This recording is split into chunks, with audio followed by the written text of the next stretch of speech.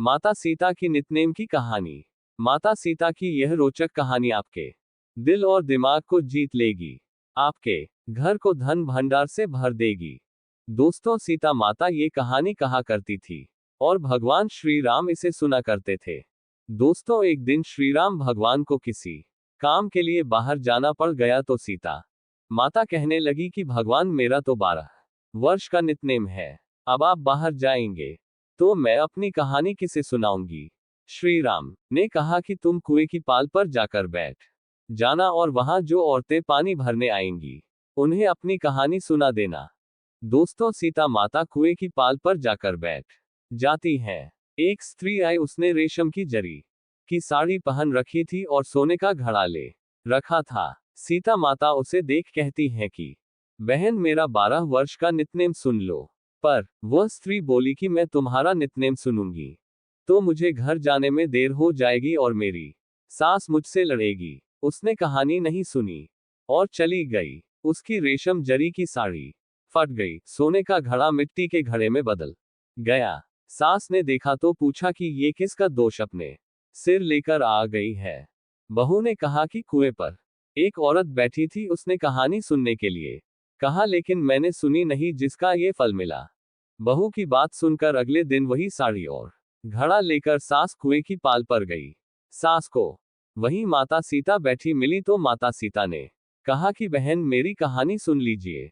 सास बोली कि एक बार छोड़, मैं तो 4 बार कहानी सुन लूंगी। राम आए, लक्ष्मण आए, देश के पुजारी आए, नितनेम का नेम लाए, आओ राम बैठो राम, तपी रसोई जियो राम, माखन मिश्री खाओ राम, दूध बताशा पियो राम, सूत के पलका मोठो राम, शाल दुशाला पोठो राम, शाल दुशाला ओढ़ो राम, जब बोलो जब राम ही राम, राम संवारे सबके काम, खाली घर भंडार भरेगे, सबका बेड़ा पार करेंगे, श्री राम जय राम जय जय राम। दोस्तों, सास बोली कि बहन, कहानी तो बहुत अच्छी लगी। कहानी सुनकर सास घर चली गई और उसकी साड़ी फिर से रेशम जरी की बन गई, मिट्टी का घड़ा फिर सोने के घड़े में बदल गया। बहू कहने लगी, सासू माँ, आपने ये सब कैसे किया। सास ने कहा कि बहू, तू दोष लगा के आई थी और मैं अब दोष उतार कर आ रही हूँ। बहू ने फिर पूछा कि वह कुएं वाली स्त्री कौन है। सास बोली कि वे सीता माता थी। वे पुराने से नया कर देती हैं, खाली घर में भंडार भर देती हैं, वह लक्ष्मी जी का वास घर में कर देती हैं, आदमी की जो भी इच्छा हो उसे पूरा कर देती हैं। बहू बोली कि कहानी मुझे भी सुना दो।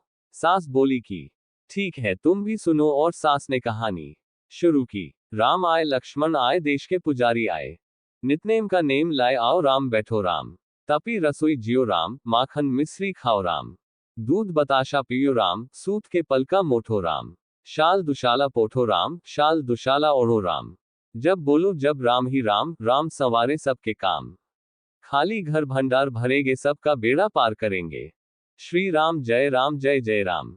कहानी सुनकर बहू बोली कि कहानी तो बहुत अच्छी है। सास ने कहा कि ठीक है, इस कहानी को रोज कहा करेंगे।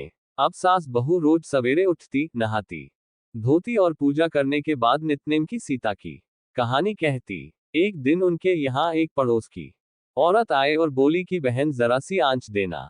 तो वह बोली कि आंच तो अभी हमने जलाई ही नहीं। पड़ोसन ने कहा कि तुम सुबह 4 बजे से उठकर क्या कर रही हो। फिर उन्होंने कहा कि सुबह उठकर हम पूजा करते हैं, फिर सीता माता की नितनेम की कहानी कहते हैं। पड़ोसन ने उनकी बात सुनकर फिर कहा कि सीता माता की कहानी कहने से तुम्हें क्या मिला।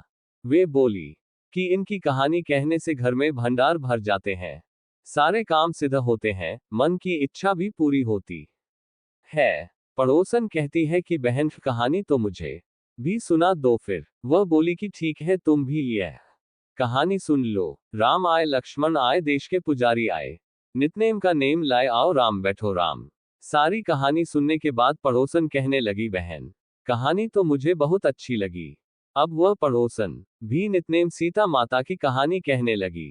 कहानी कहने से सीता माता ने पड़ोसन के भी भंडार भर दिए। अब तो पूरे मोहल्ले में नितनेम की कथा चल पड़ी, हर किसी की मनोकामना पूरी होने लगी।